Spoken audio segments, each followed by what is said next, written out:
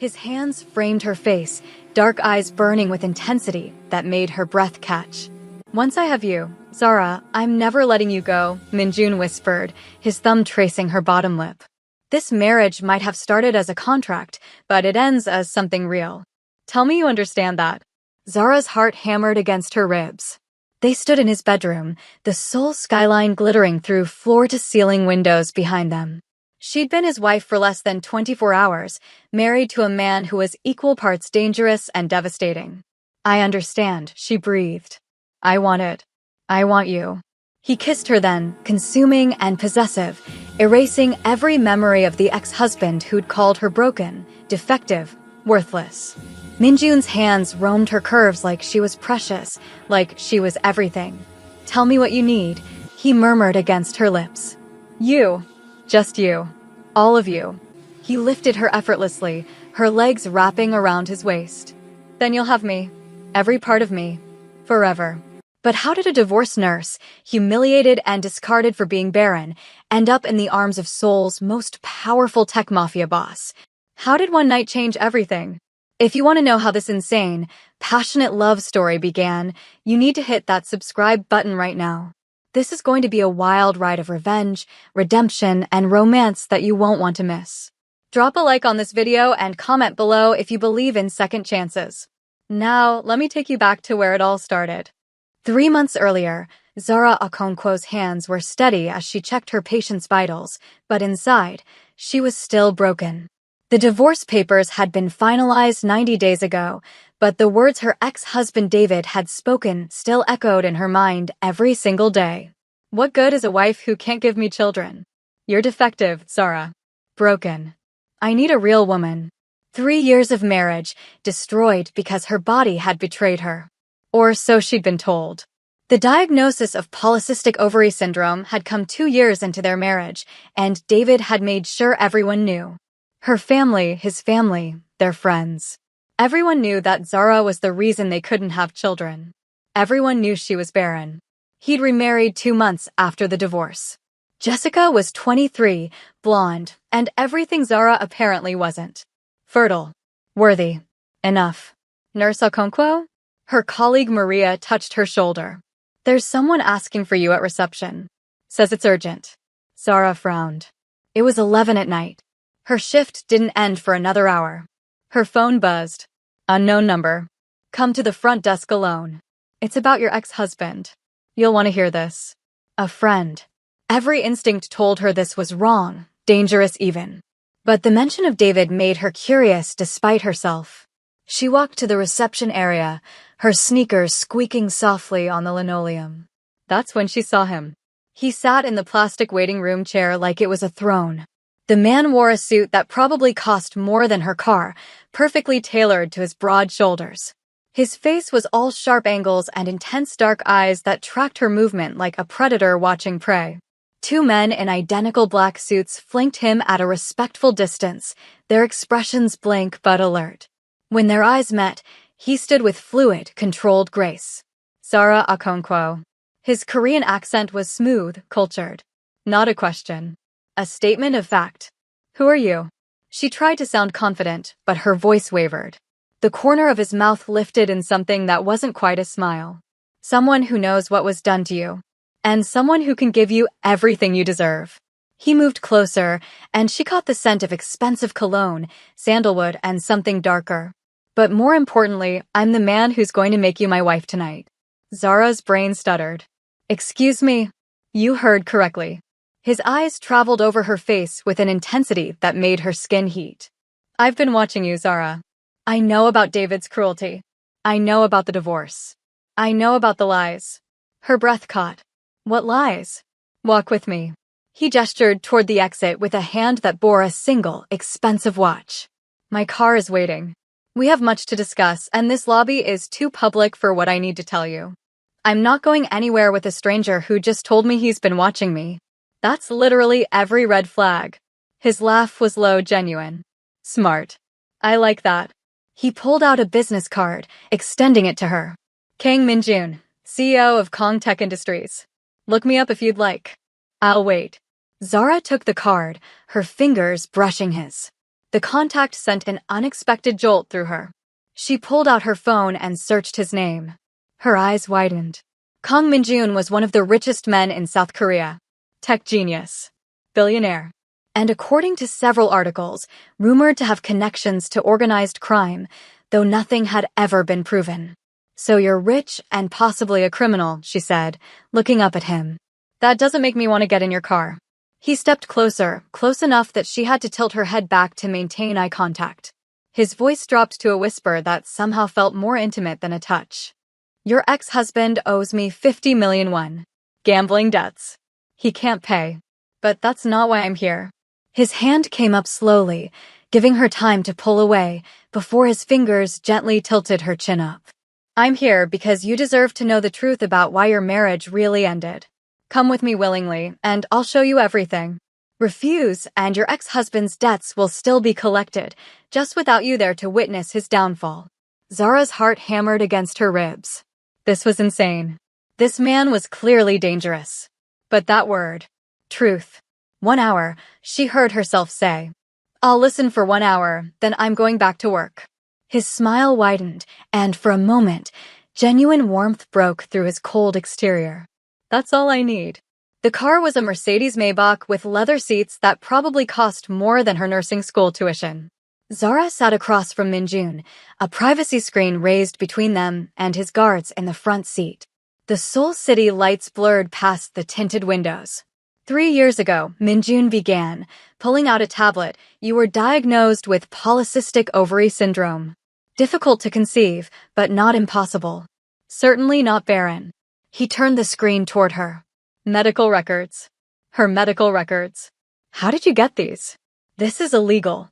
I have resources that operate outside conventional legality." His bluntness was almost refreshing. "What you don't know is that your husband was told the same prognosis by your doctor. The issue was actually more on his side. Low sperm count, poor motility. But he blamed you. Publicly humiliated you. Made you believe you were broken." The world tilted. "You're lying." "Am I?" He swiped to another document. David's medical records appeared, full of clinical terminology that Zara understood perfectly with her nursing background. The evidence was there in black and white. Male factor infertility. Recommended treatments. Dated 6 months before their divorce. The bastard. The absolute bastard. He knew, she whispered, her hands starting to shake. "He knew, and he let me think it was my fault. He let everyone think that you were worthless, defective, unworthy of love." Min-jun's voice was soft, but edged with anger. "Men like David need someone to blame for their inadequacies. You were convenient. Beautiful, kind, trusting. The perfect scapegoat." Tears burned in Zara's eyes, but she refused to let them fall. Not yet. Not in front of this stranger who somehow knew her deepest shame. "Why?" Her voice cracked. "Why are you telling me this? What could you possibly want from me?" Min-jun set down the tablet and leaned forward, elbows on his knees, eyes locked on hers with an intensity that made her breath catch. "I want you to marry me. Tonight. We'll sign the papers within the hour." Zara laughed, but it came out broken, slightly hysterical. "You're insane. Actually insane. Perhaps." His mouth curved. "Here's what you get from this arrangement. First, revenge. David owes me money he doesn't have. As my wife, you'll be there when I take everything from him. His new marriage, his reputation, his pride. Everything he took from you, returned tenfold." The word revenge tasted like honey on her tongue. Dark, sweet, tempting. "Second," Min-jun continued, "I'll have the country's best fertility specialist confirm what I've just told you. You'll have medical proof that you are perfectly capable of having children. No more doubts. No more shame. And third," her voice was barely a whisper, "third, you become Mrs. Kong, my wife, under my protection. No one will ever hurt you again, because to hurt you would be to declare war on me. And trust me, Zara, no one wants that war." It was intoxicating and terrifying in equal measure. "What do you get out of this?" His expression darkened, shadows passing over his features. "I have enemies. Rival families in my world who see me as a target. They know I was engaged once. She was killed to hurt me. Car bomb. She died instantly." His jaw clenched, the first real emotion breaking through his controlled facade. Since then, I've been alone. Vulnerable. A wife, especially one unexpected, someone they can't easily research or target, gives me an advantage. You're perfect because you're outside their radar. So I'm a human shield. You're a partner, he corrected. There's a difference. I won't touch you unless you ask me to. I won't force anything. But I will protect you with my life, treasure you like the precious thing you are, and make every single person who hurt you regret the day they were born. Zara's mind raced through possibilities, consequences, futures. This was crazy. Absolutely insane. But God help her, she wanted it. Wanted to see David's face when he realized the woman he'd discarded had become untouchable. Wanted proof that she wasn't broken. Wanted to feel protected instead of vulnerable for the first time in years. If I agree, she said slowly, watching his face for any sign of deception, I want control over how we handle David. My revenge, my way. Minjun's eyes gleamed with something like approval, maybe even pride. Agreed. And you really won't expect me to share your bed? He leaned forward, close enough that she could see flecks of gold in his dark eyes. I'm a patient man, Zara. When you come to my bed, and you will, it will be because you're desperate for me. Because you can't stand another night without my hands on your skin. Not because you're obligated. His thumb stroked across her knuckles in a touch that sent heat pooling low in her stomach. I can wait for that. I promise you, it will be worth the wait. The confidence in his voice should have annoyed her. Instead, it sent a shiver down her spine that had nothing to do with fear. One more thing, she said, pulling her hand back before she did something stupid. I keep working. I'm a nurse. I help people. That's not negotiable. I won't be some trophy wife sitting in a penthouse all day. I wouldn't dream of caging a bird as vibrant as you. He brought her hand back to his lips, pressing a kiss to her knuckles that felt like a brand. We have a deal then, Mrs. Kong. Zara took a deep breath, knowing she was about to jump off a cliff with no idea if there was water below.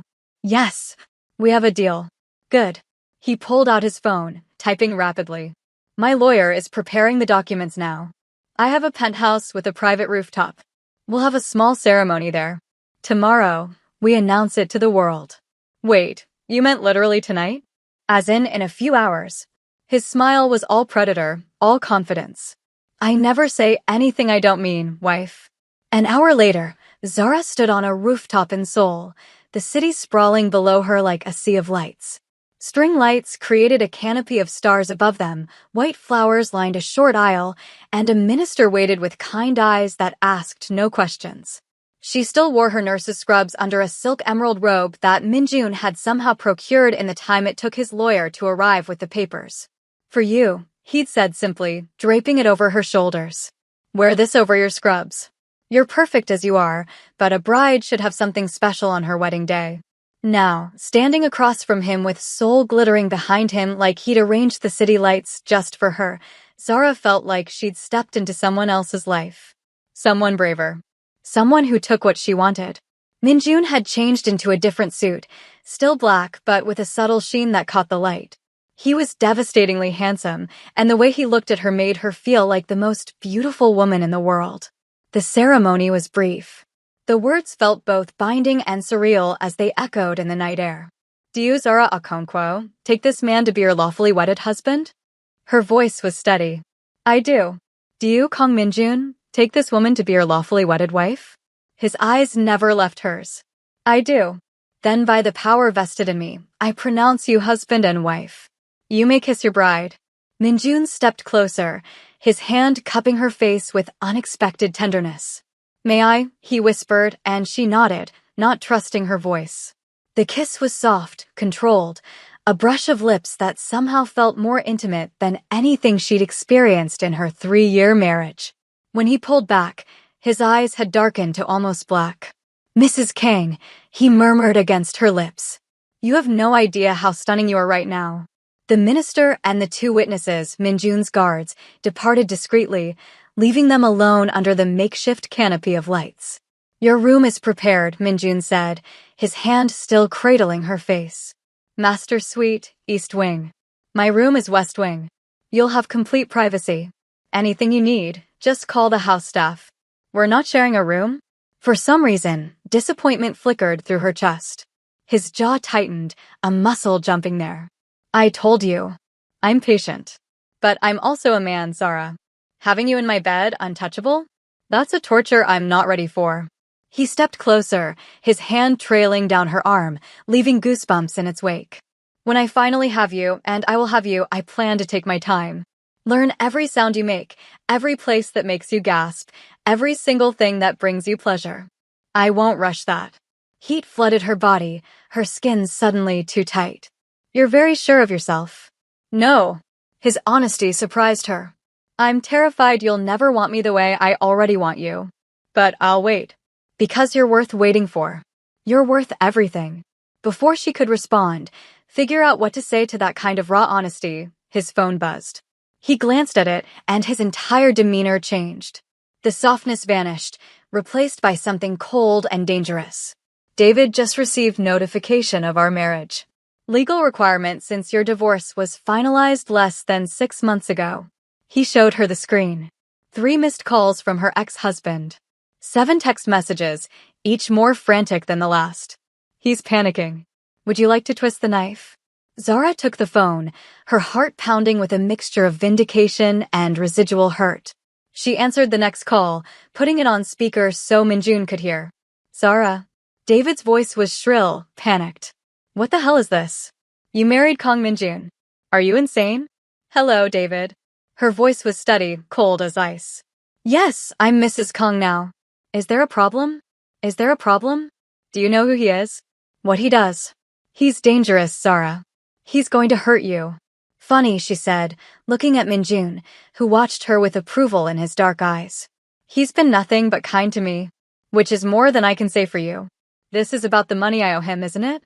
Zara, baby, please, you have to help me. Tell him I'll pay. I just need more time. Minjun took the phone back, his voice dropping into a register that promised violence. Time's up, David. And don't ever call my wife baby again. Your debt will be collected tomorrow. 10 a.m. My office. Oh, and David? Bring your new wife. Zara wants to meet her. He hung up. Zara was shaking, but not with fear. With adrenaline, with anger, with something like vindication that felt hot and powerful in her veins. Thank you, she whispered. Minjun pulled her into his arms, and she went willingly, burying her face in his chest. He smelled like sandalwood and danger, and something uniquely him. Sleep tonight, wife, he murmured into her hair, his arms strong and steady around her. Tomorrow, we make him pay for every tear you shed. Zara barely slept. The room Minjun had given her was larger than her entire apartment had been. The bed was massive, covered in silk sheets that felt like water against her skin. But every time she closed her eyes, she saw David's face, heard his voice calling her defective, broken, worthless. At 6 a.m., she gave up on sleep and found her way to the kitchen. Minjun was already there, wearing fitted black pants and a white shirt, sleeves rolled up to reveal surprisingly muscular forearms. He was making coffee, and the domestic sight was jarring given everything she knew about him. Couldn't sleep, he asked, pouring her a cup without asking if she wanted one. Nervous about today. He handed her the coffee, their fingers brushing.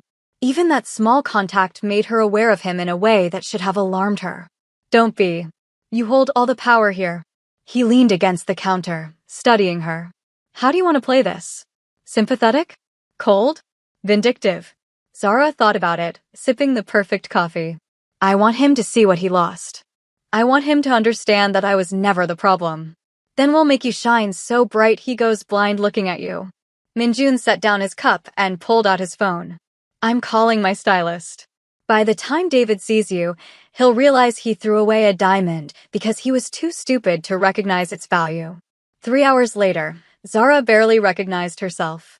The stylist had dressed her in a fitted cream dress that hugged her curves perfectly, emphasizing her body instead of hiding it like she'd done for months. Her natural hair was styled in elegant goddess locks swept over one shoulder. Makeup subtle but flawless, highlighting her rich dark skin and brown eyes. When she walked into Minjun's office where he was reviewing documents, his reaction was immediate and visceral.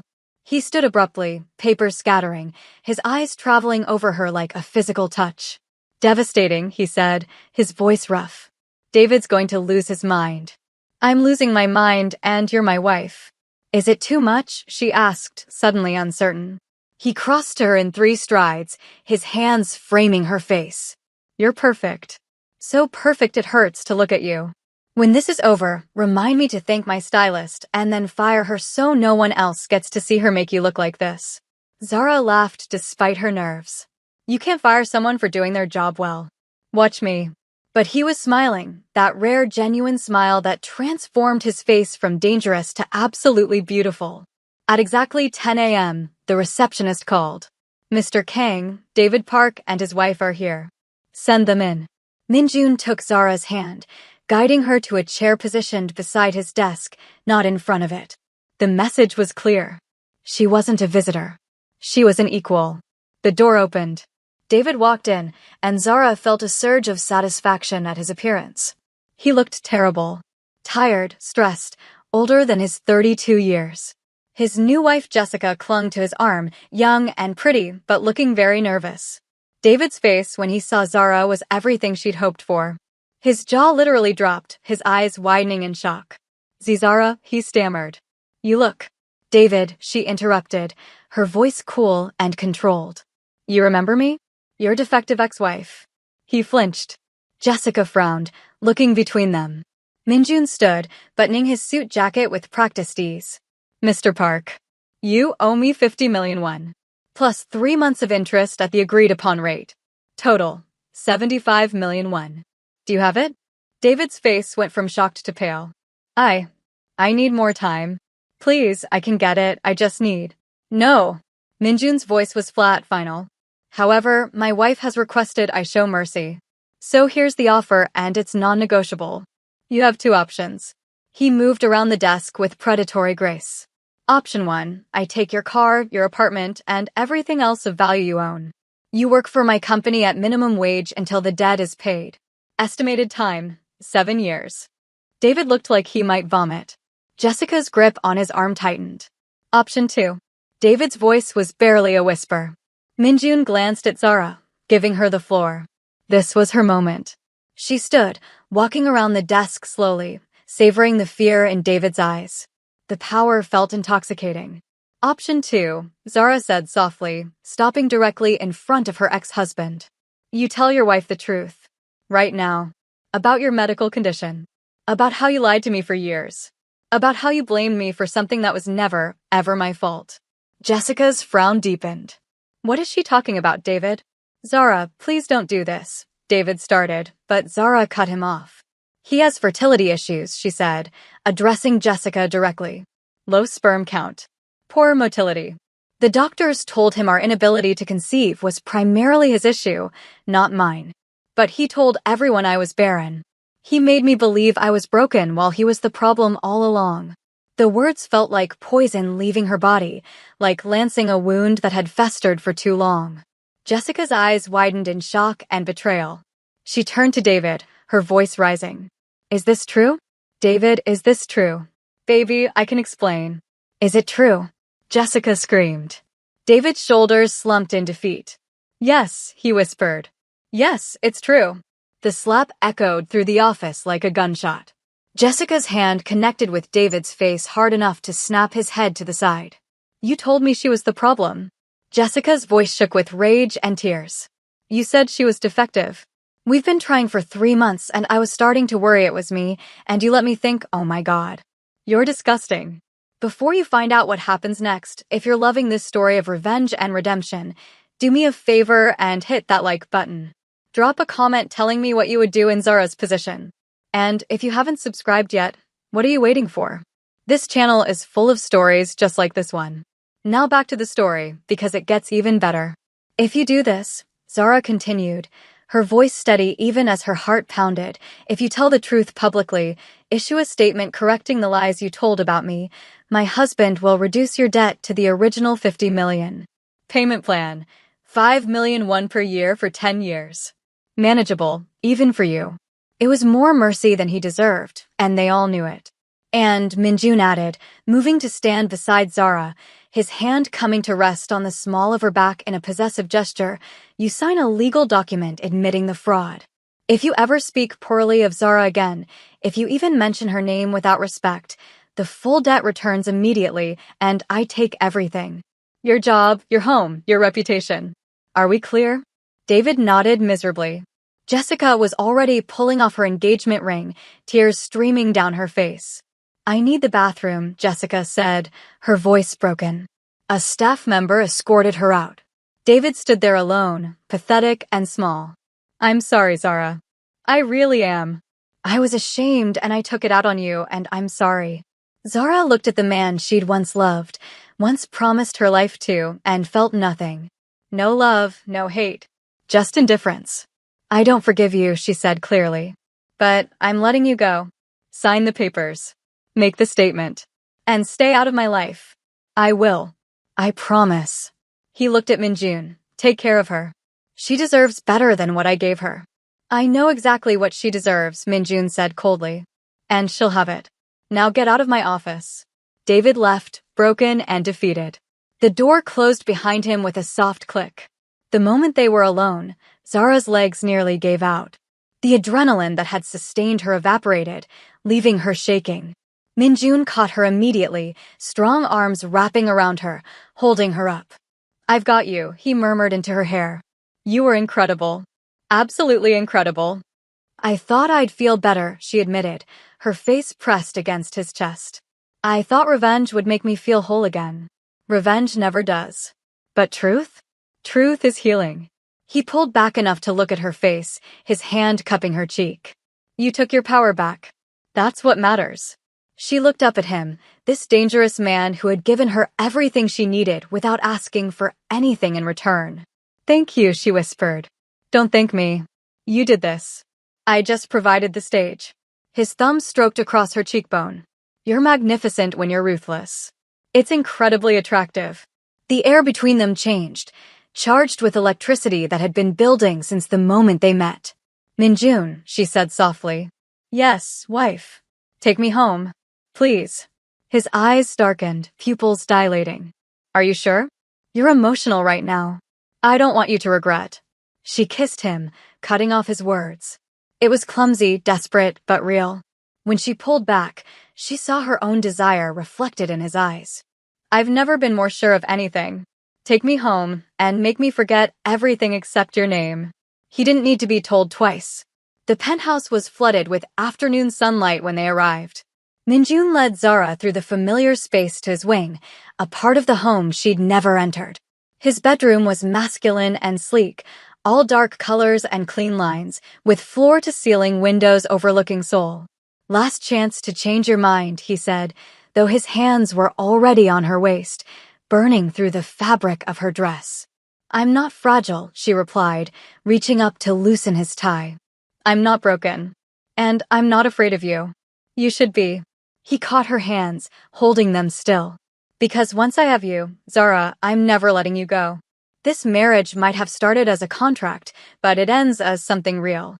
Tell me you understand that. Her heart pounded so hard she was sure he could hear it. I understand. I want it. I want you. He kissed her then, and it was nothing like the gentle kiss from their wedding or the desperate kiss from his office. This was consuming, demanding, a claiming that left no room for doubt. His hands roamed her curves, reverent but possessive. Tell me what you need, he murmured against her lips. You. Just you. All of you. He lifted her easily, her legs wrapping around his waist as he carried her to the bed. The dress was carefully removed, his suit following. And then it was skin against skin, heat and need and something deeper that Zara was afraid to name. Minjun was patient, thorough, learning her body like he'd promised. His hands mapped every curve, his mouth following, until she was gasping his name like a prayer. When he finally made her as completely, it felt like coming home and flying apart all at once. David had made her feel worthless. Minjun made her feel worshipped. Afterward, tangled in silk sheets with the Seoul skyline glittering beyond the windows, Minjun traced lazy patterns on her bare shoulder. I have a confession, he said quietly. Zara turned to face him, her body deliciously sore. What? I didn't just choose you because you were outside my enemy's radar. His dark eyes were vulnerable in a way she'd never seen. I saw you once, 6 months ago. You were at a cafe near the hospital, reading during your break. You smiled at something in your book, and it was the most genuine, beautiful thing I'd ever seen. I had you investigated. I know how that sounds. I know it's wrong, but I needed to know you. He took a breath. When I learned what David had done to you, I wanted to destroy him. But I also wanted to save you. Protect you. Make you smile like that again, but for me. That's incredibly romantic and incredibly creepy at the same time, Zara said, but there was no heat in it. I know. I'm not a good man, Zara. I've done terrible things. I've hurt people. My money isn't clean. My past isn't clean. But for you, I want to be better. She kissed him softly. Then be better. With me. We'll figure it out together. Always, he promised. His phone buzzed on the nightstand. He ignored it. It buzzed again. And again. Finally, with a curse, he grabbed it. His face went hard as he read the screen. What's wrong?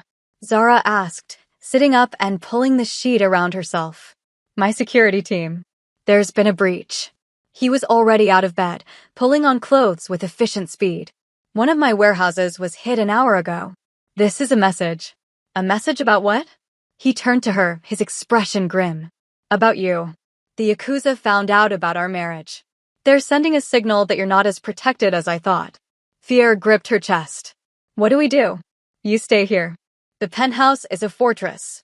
I've got the best security money can buy. You'll be safe while I handle this. No. She was already getting out of bed, looking for her clothes. If this is about me, I'm not hiding. Absolutely not. You're not going anywhere near this. His voice was hard, commanding. You don't control me, Minjun. She pulled on her dress, her own voice firm. I agreed to be your wife, not your prisoner. If I'm in danger, I deserve to know exactly what we're dealing with. They stared at each other, wills clashing. Finally, he exhaled harshly. You stay by my side every single second. You do exactly what I tell you when I tell you. Understood. Understood. He pulled her close, kissing her hard. You're going to be the death of me. Not if your enemies get us first. Let's go.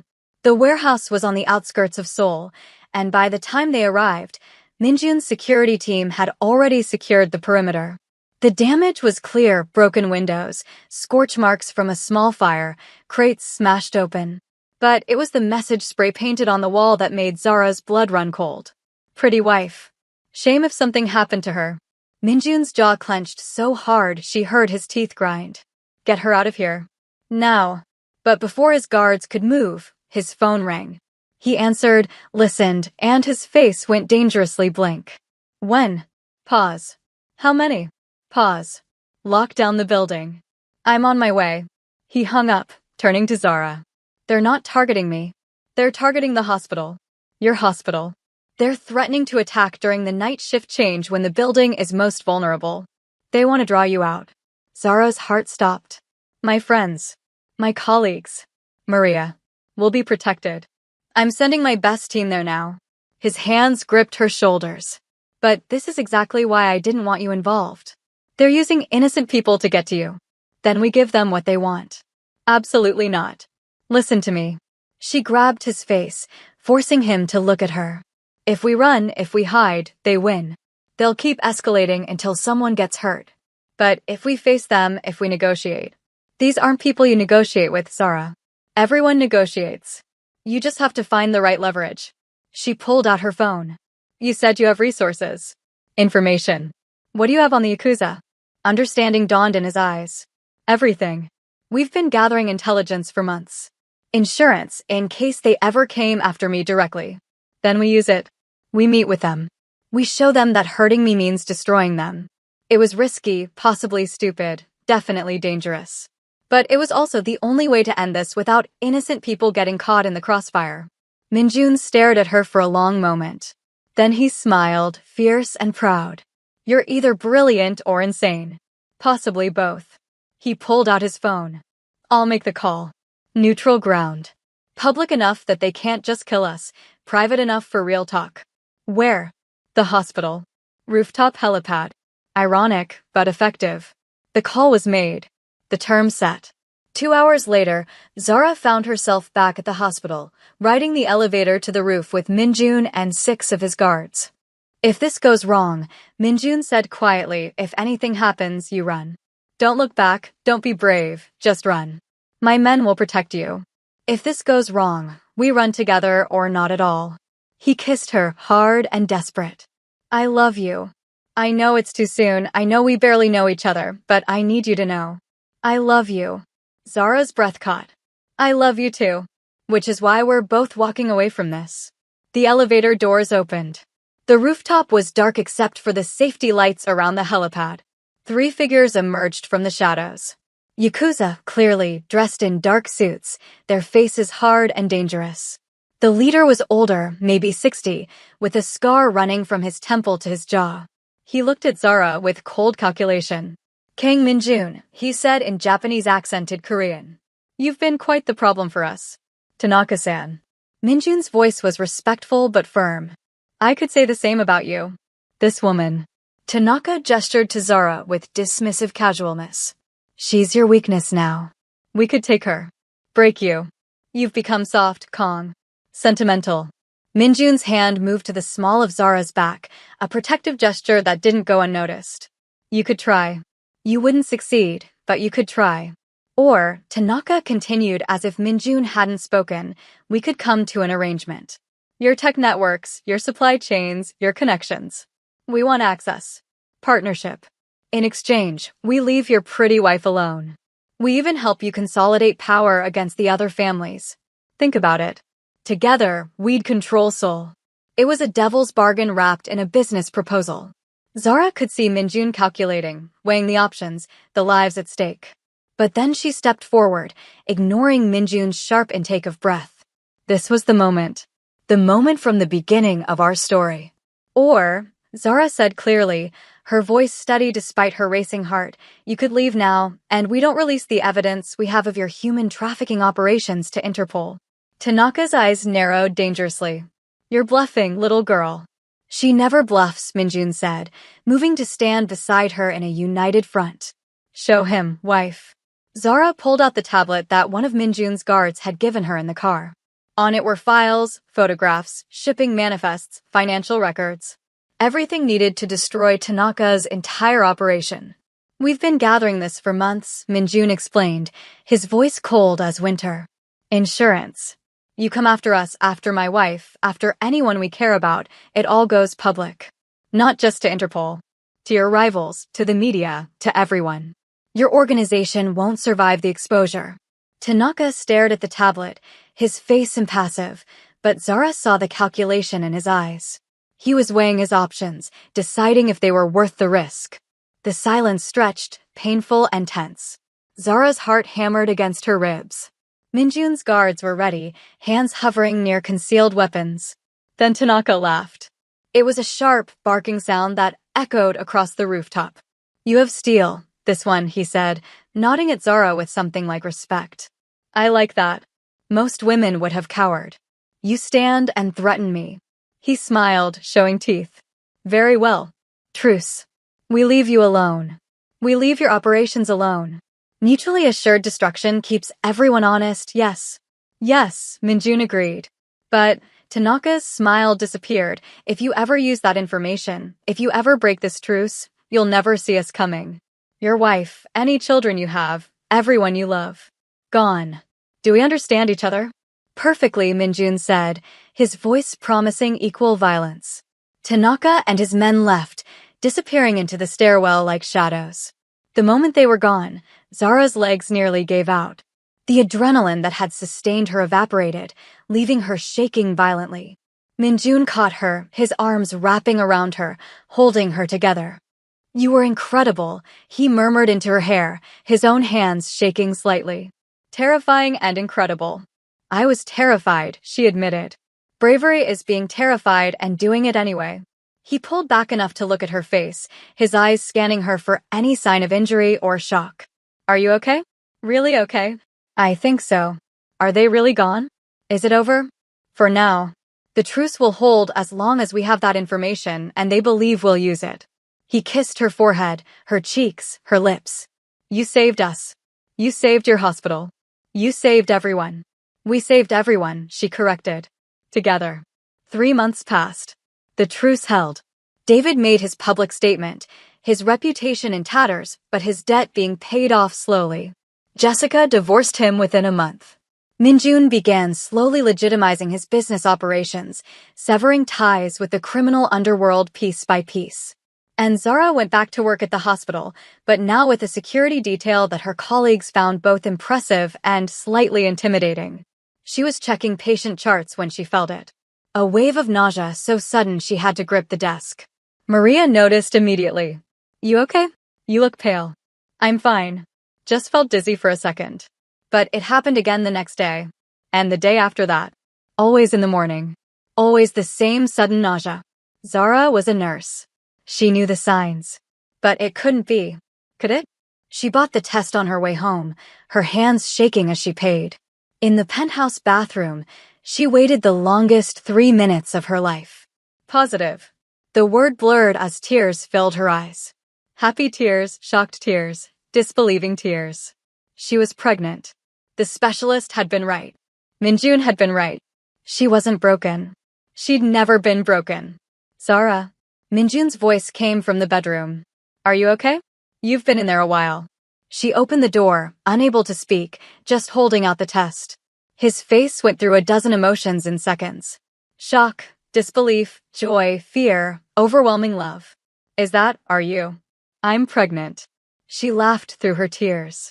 I'm pregnant, Minjun. We're going to have a baby. He closed the distance between them in one stride, lifting her up and spinning her around, his own eyes wet. A baby, he breathed, setting her down gently like she was made of glass. Our baby. Are you happy? She asked, suddenly nervous. We haven't even been married that long and this is fast and... He silenced her with a kiss, deep and sweet and full of promise. Happy? He pulled back, framing her face with his hands. Zara, you've given me everything. A real marriage. Real love. Purpose beyond power and revenge. And now this? He knelt, pressing a kiss to her still flat stomach. I'm beyond happy. I'm complete. She ran her fingers through his hair, her heart so full it ached. I love you. I don't think I say it enough. I love you, Minjun. From that crazy night you proposed, to this moment, to every moment forward. He stood, pulling her close. I love you, Zara. From that cafe 6 months before we met, to our wedding under the stars, to every single day of our future. You're mine and I'm yours. Always, she whispered. Always, Mrs. Kong. 1 year later, Zara sat in the nursery of their penthouse, their daughter sleeping peacefully in her arms. Amara Seoyeon Kang had Minjun's dark hair and Zara's rich skin tone, a perfect blend of both their worlds. She was 3 months old and already the center of their universe. Minjun entered quietly, exhausted from a day of running his now completely legitimate tech empire. He'd finally severed the last of his criminal connections, choosing a different path. For their daughter. For their family. How are my girls? He whispered, sitting beside them on the plush chair. Perfect, Zara said, leaning her head on his shoulder. Absolutely perfect. I got something in the mail today, he said softly. A letter from David. Zara raised an eyebrow. And? Congratulations on the baby. Apologies again for everything. He's in therapy now, apparently. He and Jessica split up. He's trying to be better. Good for him. And she meant it. The anger was gone, replaced by indifference and pity. You're not upset? Minjun asked. Zara looked down at their daughter, then at her husband. How can I be? His cruelty led me to you. To this. To our family. I'm grateful, in a strange way. Without him breaking me, I never would have found you to put me back together. You put yourself back together, Minjun corrected gently. I just had the privilege of watching you bloom. We healed each other, she said. You were just as broken as I was. We just hit it differently. He kissed her temple. Look at us now. Whole. Amara stirred in Zara's arms, making the soft sounds that meant she'd wake soon wanting to be fed. I'll get her bottle, Minjun offered, but Zara shook her head. Stay. Just stay with us for a minute. So he did. They sat together in the soft glow of the nursery lamp, their daughter between them, the Seoul skyline glittering beyond the windows. Zara thought about the woman she'd been a year ago. Broken, humiliated, convinced she was worthless. That woman would never have believed this was possible. A husband who loved her fiercely. A daughter who was living proof she'd never been defective. A life full of purpose and power and peace. What are you thinking about? Minjun asked softly. How far we've come. How grateful I am that you walked into that hospital and offered me something crazy. Best decision I ever made, he said. Marrying you that night. Making you mine. I made you mine too, she reminded him. Equal partners, remember? Always equal partners. He kissed her, soft and sweet. I love you, Zara Kong. I love you too. Amara chose that moment to fully wake up, her cry piercing the quiet moment. They both laughed. Welcome to parenthood, Zara said, standing to prepare the bottle. As she fed their daughter, Minjun's arms around them both, Zara felt something she never thought she'd feel again after her divorce. Complete. Whole. Home. The broken nurse and the dangerous mafia boss had found something neither expected. Real love. Real family. Real happiness. And it had started with 5 words that changed everything. I'll make you my wife tonight. If this story touched your heart, if you felt Zara's pain and celebrated her victory, I need you to do something for me. Hit that subscribe button right now. This channel is dedicated to bringing you powerful stories of love, revenge, and redemption. Drop a comment below telling me your favorite part of Zara and Minjun's story. And smash that like button if you believe in second chances and healing love. Share this with someone who needs to hear that being broken doesn't mean being worthless. Thank you for watching, and I'll see you in the next story.